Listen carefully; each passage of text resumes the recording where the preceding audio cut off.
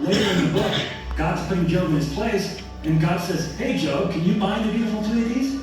Can you loose the cords of Orion? Can you bring forth the constellations in their seasons? The answer, no. He's saying, Job, I made the stars. I made the constellations. I'm running the show. I'm controlling it all. So here's God taking credit for the constellations and stars. Let's have a look and see what Isaiah says. Isaiah writes, lift your eyes and look to the heavens. Who created all these? He who brings out the starry host one by one and calls them each by name. It's incredible. He brings them all out. He has a name for all the stars. Anybody in here ever seen a Hubble Space Telescope photograph? Raise your hands, I'm curious. Almost everybody has, but not everybody has. So I'm going to show you one to make the point. Let me give you something to look at while I'm talking to you. That's the Tadpole Galaxy, and I'll talk about it in just a second.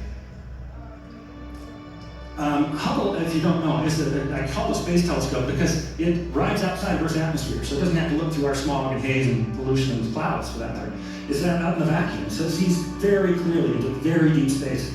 And since Hubble has existed, we've learned so much about deep space that we didn't have any clue before.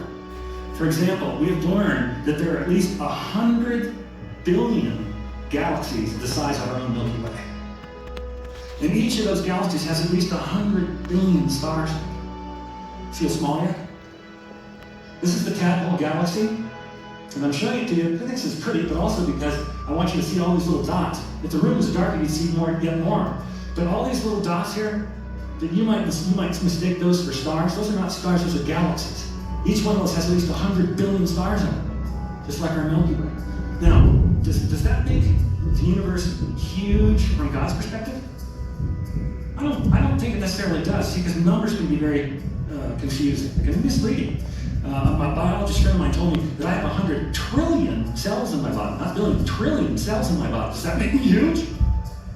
I don't know, it depends on your frame of reference.